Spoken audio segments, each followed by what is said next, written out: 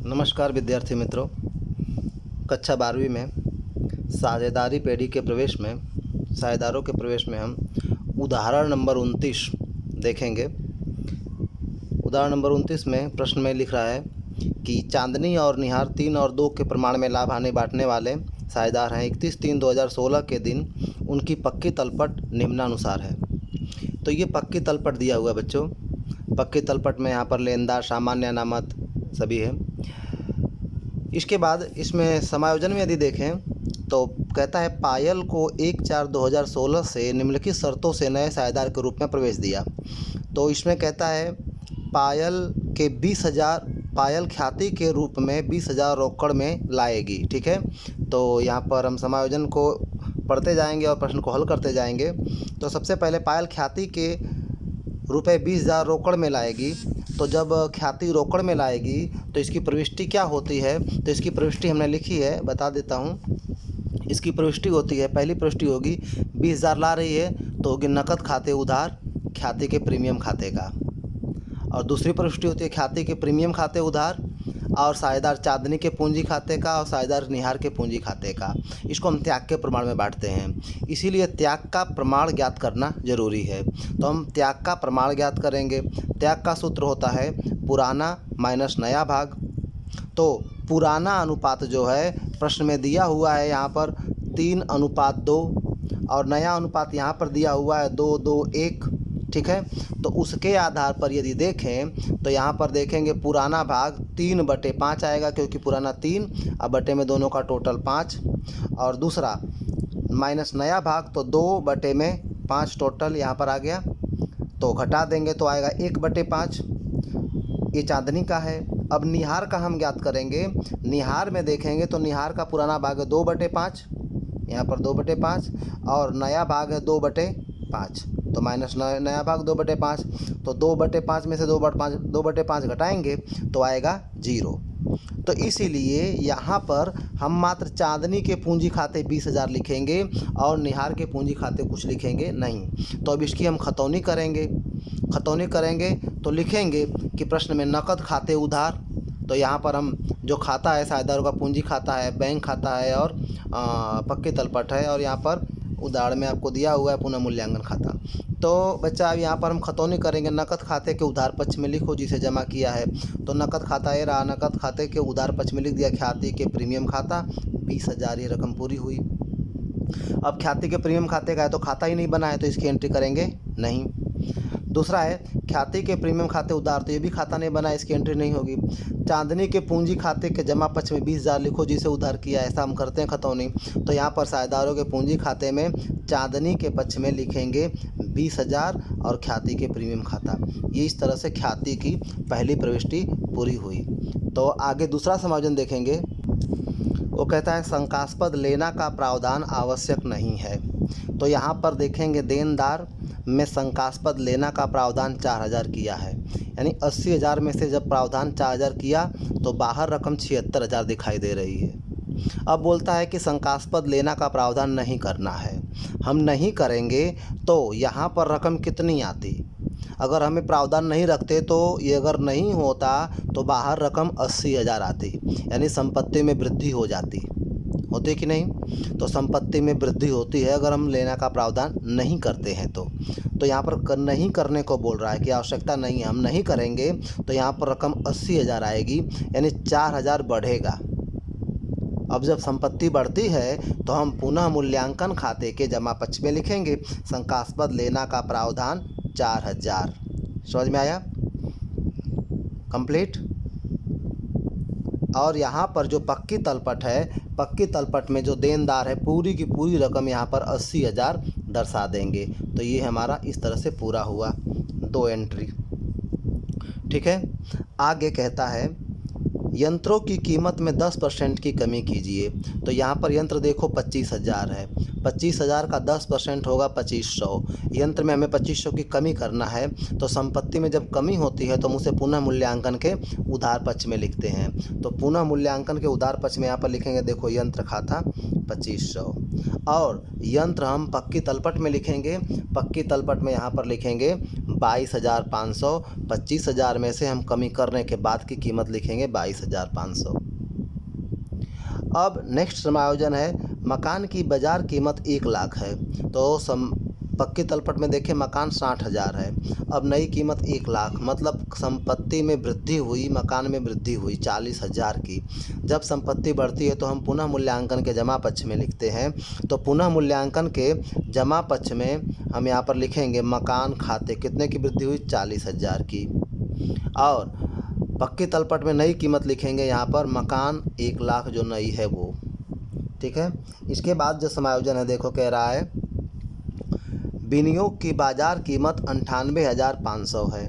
तो यहाँ पर देखिए प्रश्न में विनियोग 90,000 है, तो हमारी कीमत बढ़ रही है 8,500, यानी विनियोग पहले 90,000 था, अब हो गया 98,500। संपत्ति में वृद्धि हुई। जब भी संपत्ति बढ़े तो पुनः मूल्यांकन के जमा में लिखेंगे यहाँ पर विनियोग खाता 8,500 की वृद्धि हुई, और संपत्ति लेना पक्ष में जो नई कीमत है विनियोग की वो 98,500 यहाँ पर दर्शा देंगे। इसके बाद है पायल पूंजी के रूप में चांदनी और निहार की नई पेढ़ी में कुल पूंजी का 20% जितनी पूंजी लाएगी। तो जब हम पूंजी खाता बंद करेंगे ये, तब इसको समझेंगे। और नए लाभ हानि का प्रमाण का काम हो चुका है, इसको हमने देख लिया, त्याग की गणना कर दी इस पर से। अब लास्ट में बोलता है चांदनी और निहार अपनी कुल पूंजी अपने संबंधित नए लाभ हानि के प्रमाण में बांटेंगे। चांदनी और निहार 2-2 के प्रमाण में यानी समान भाग में पूंजी बांटेंगे। तो इस तरह से समायोजन पूरा हुआ। जब समायोजन पूरा हो जाए तो पुरानी पक्की तलपट को हम उतार लेते हैं।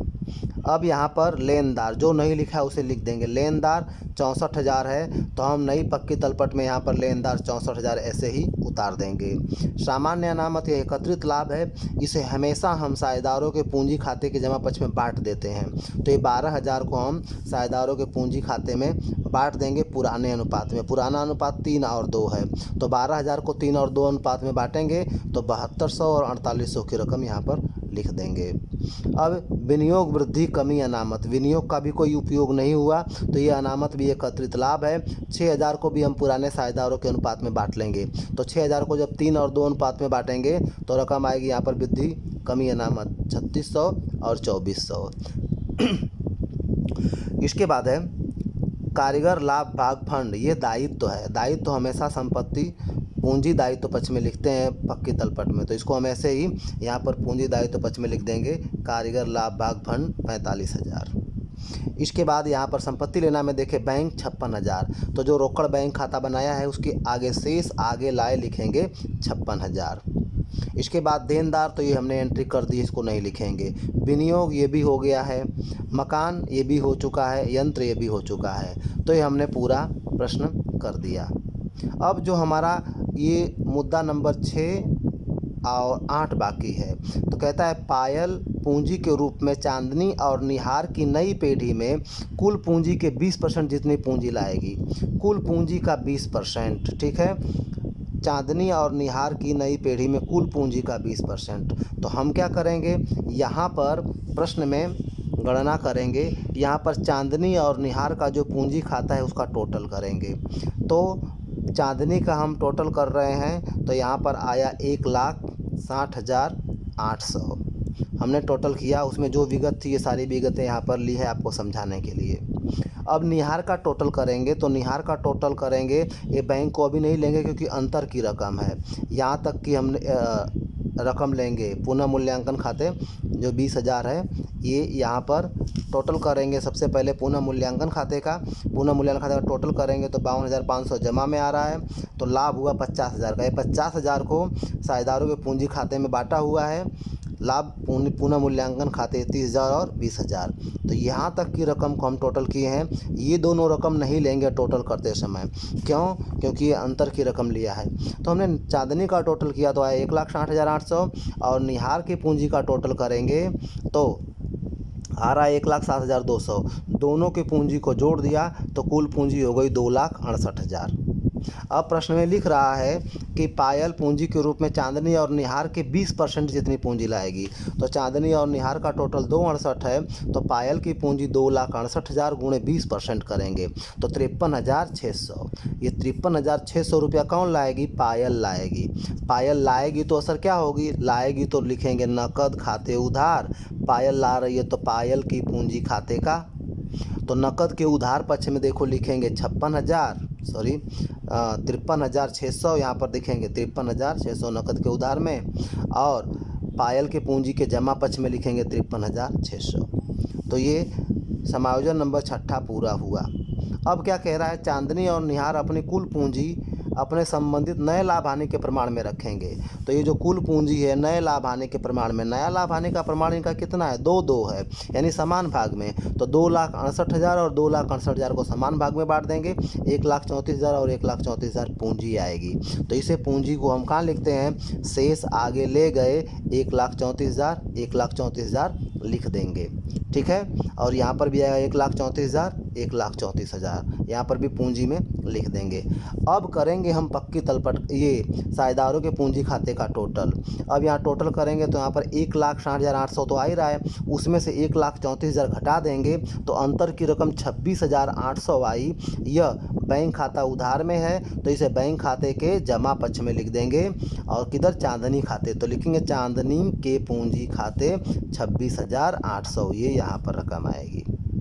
अब हम टोटल करेंगे निहार का ये पक्ष का, तो इधर का टोटल हमारा आया हुआ था 1,07,200, इधर देखेंगे 1,07,200 इसका टोटल किए थे तो, और इधर का टोटल 1,34,000, ये ज़्यादा है तो रकम कहाँ कम पड़ रही है, इधर कम पड़ रही है। कितनी कम पड़ रही है, तो 1,34 में से ये सारी कीमतें घटाने के बाद 26,800 आया। ये कहाँ पर आया, तो जमा पक्ष में आया है। तो जमा का कहाँ लिखेंगे, बैंक खाते के उधार पक्ष में लिखेंगे निहार की पूंजी 26,800, और ये तो टोटल 53,600 है ही।